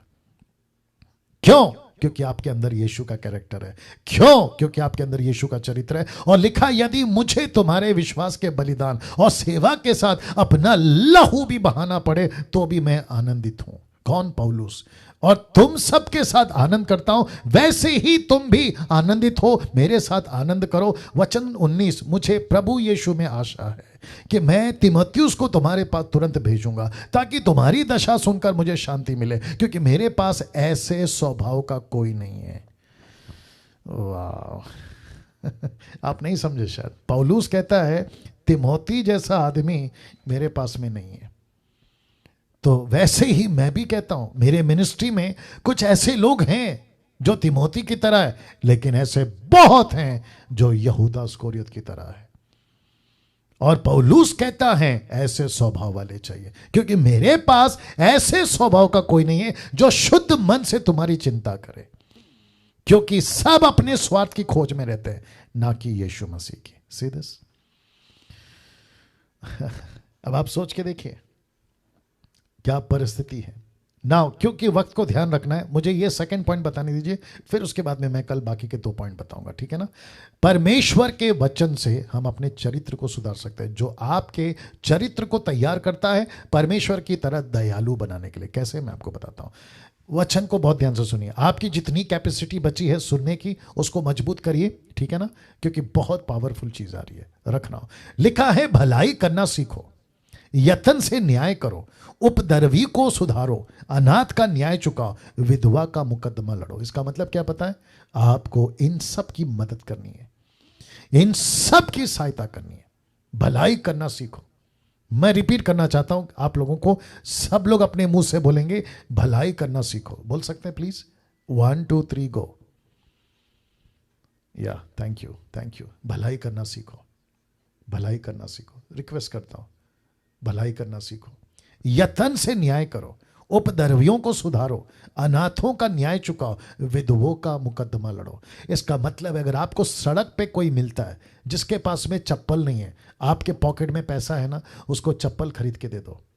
अगर आपने राह चलते किसी को देखा, छोटा बच्चा आपसे कुछ मांग रहा है, कुछ लोग कहते हैं कि ये लोग नाटक करते हैं, क्या कहते हैं ना, ये लोग फेक हैं, झूठ हैं, ठीक है ना, कोई बात नहीं, लेकिन कम से कम उसको खाना तो नहीं है उस वक्त के लिए। वो झूठा होगा तो क्या हुआ, आप उसको खाना दे दीजिए, या फिर 4 पैसे दे दीजिए, ताकि वो जाकर अपनी कुछ खाना खा सके।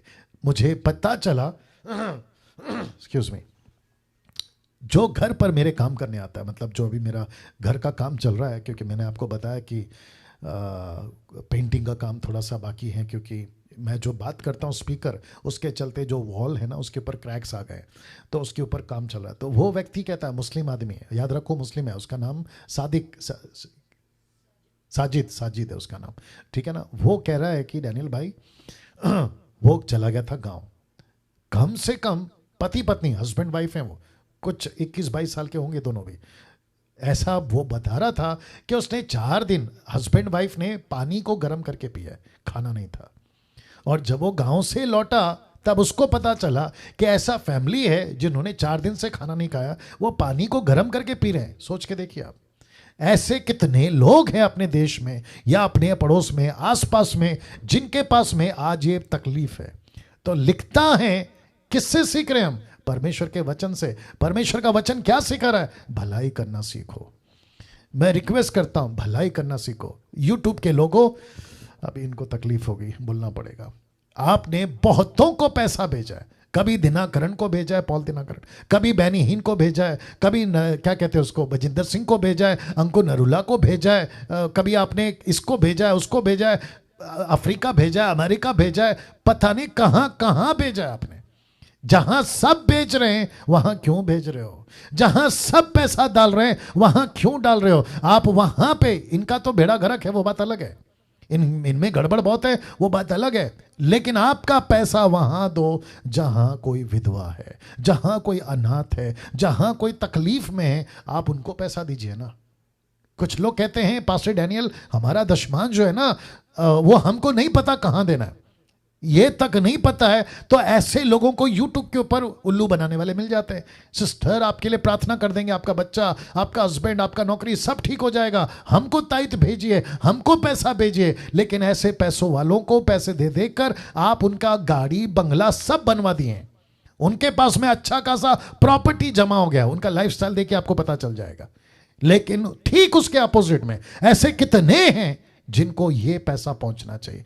तो मैं रिक्वेस्ट करता हूं कि अगर कोई अपना दशमांश तो खैर उसका टॉपिक अलग है, लेकिन उसके बावजूद कह रहा हूं, अगर कोई आपका पैसा कहां देना है नहीं पता है, अगर आपको मुझ पर भरोसा है, प्लीज मुझे कॉल करिए, एडमिन्स को कॉल करिए, हम आपको मार्गदर्शन करेंगे आपका पैसा कहां जाना चाहिए। कितने ऑर्फनेज है जहां अनाथ बच्चे, विधवा बच्चे, क्या कहते हैं, विधवाओं के बच्चे, कितने सारे HIV पेशेंट्स, उनकी अलग से एक क्या कहते हैं घर है जहां पे पैसा नहीं है। कितने ब्लाइंड लोग हैं जिनके पास में पैसा नहीं है, रात का खाना नहीं होता। आपका पैसा वहां जाए, ना कि इन गलत लोगों के हाथों में।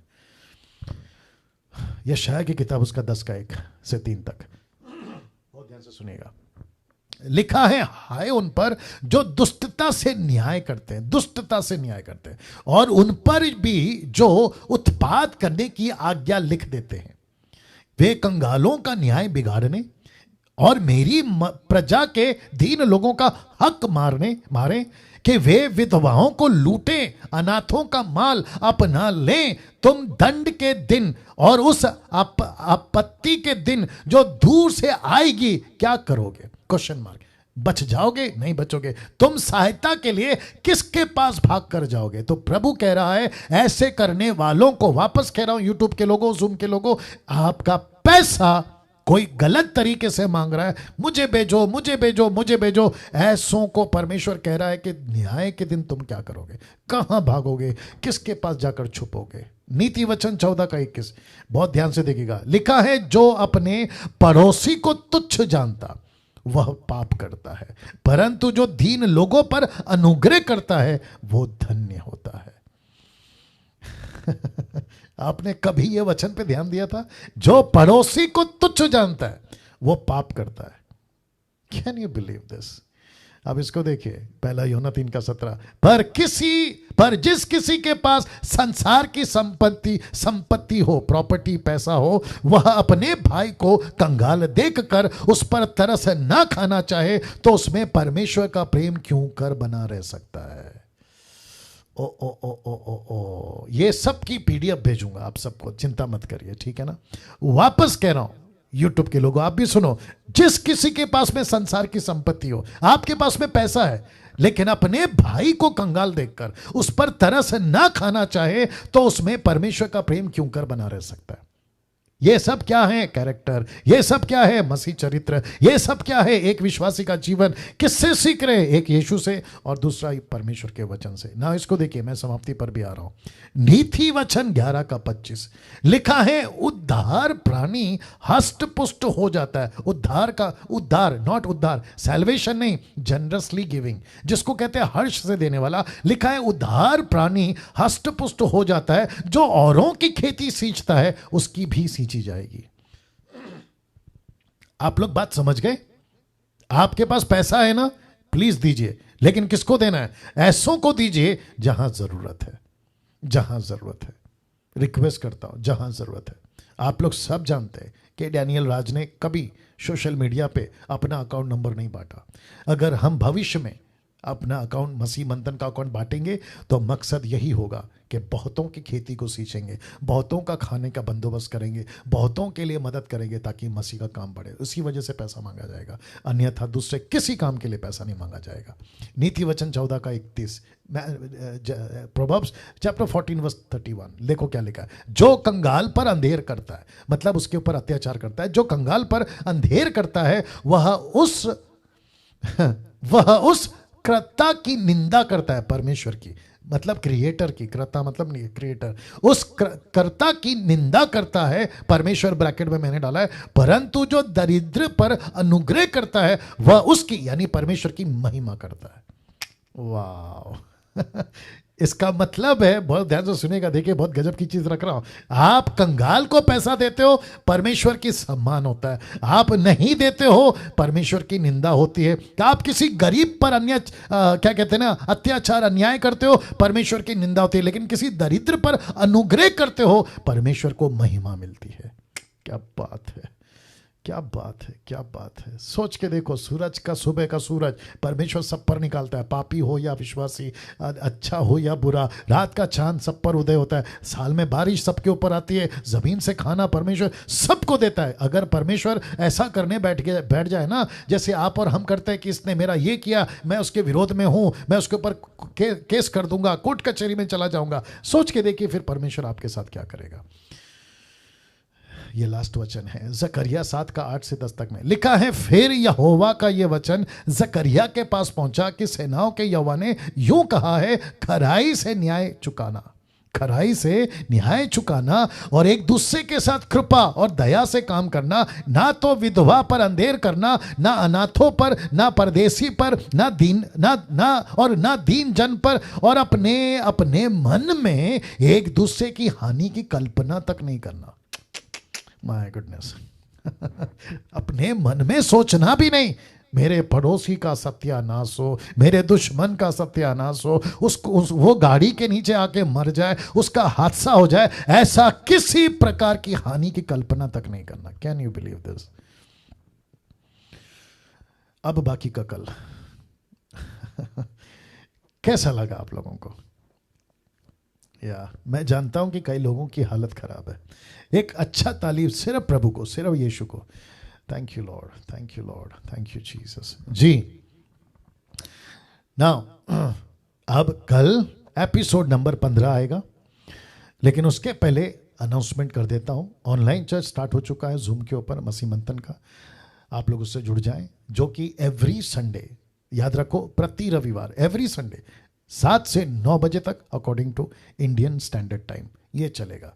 और इस हफ्ते यानी कि आने वाला रविवार जो कि 7 मार्च है, याद रखिए 7 मार्च, 7 मार्च प्रभु भोज होगा इस रविवार को। और ऐसे ही हर महीने के पहले रविवार को प्रभु भोज होगा। नाउ किसी ने पूछा है कि पास्टर डैनियल हम क्या क्या इस्तेमाल करें? आपके ठीक सामने रख दिया हूं। आप रोटी का इस्तेमाल कर सकते हैं, आप ब्रेड का इस्तेमाल कर सकते हैं, आप पाव का इस्तेमाल, पाव का इस्तेमाल, हमारे महाराष्ट्र में पाव बोलते हैं, बाकी जगह पे पता नहीं क्या बोलते हैं। और आप ठीक उसके बगल में ग्रेप जूस का ऐसा कैन आता है या बॉटल आता है, आप ऐसा ले लीजिए, ठीक है ना। और उसके ठीक सेंटर में आप देख सकते हैं कि एक व्यक्ति है, वो पास्टर हो सकता है, वो घर का फैमिली का हेड हो सकता है, पति हो सकता है, पिता हो सकता है, माँ हो सकती है, पत्नी हो सकती है, कोई भी हो सकती है। वो ऐसा इकट्ठा करके जब जूम के ऊपर मैं आऊंगा 7 तारीख को, ये वाला संडे, तो आप अपने घर पे इसमें से कोई भी एक चीज आप लेके रहोगे। मैं यहां से रोटी तोड़ूंगा, आप वहां तोड़ोगे। मैं यहां से प्रार्थना करूंगा, आप वहां से प्रार्थना करोगे। मैं यहां से पीऊंगा, आप वहां से पियोगे। आई बात समझ में? तो ऐसे करके यूट्यूब के लोगों, आपको भी बता दूं, अगर आप लोग जुड़ना चाहें इस मसीह मंथन के ऑनलाइन जूम चर्च में, आपका स्वागत है। और इसकी आईडी या फिर इसका जो पासवर्ड है जूम मीटिंग से कनेक्ट होने का, इसको फेसबुक पे डाल दिया गया, यूट्यूब पे भी डाल दिया गया, अगर या इसका डिस्क्रिप्शन पे भी डाल दूंगा, ये जो वीडियो है ना इसके डिस्क्रिप्शन पे आ जाएगा, तो आप लोग वहाँ से भी हमसे जुड़ सकते हैं और प्रभु भोज में भाग ले सकते हैं ना। एक प्रश्न है, क्या आपने मसीह मंथन बैठक ग्रुप से खुद को जोड़ लिया है? अगर नहीं जोड़ा है तो प्लीज़ जोड़िए, और नंबर पता है आपको किसको कॉल करना है। साथ ही साथ मसीह मंथन का ऐप है, उसको डाउनलोड कर लीजिए अगर नहीं किया। साथ ही साथ फेथ बुक, याद रखो नॉट फेसबुक, फेथ बुक ये ऑप्शन है, इसका भी डाउनलोड कर लीजिएगा।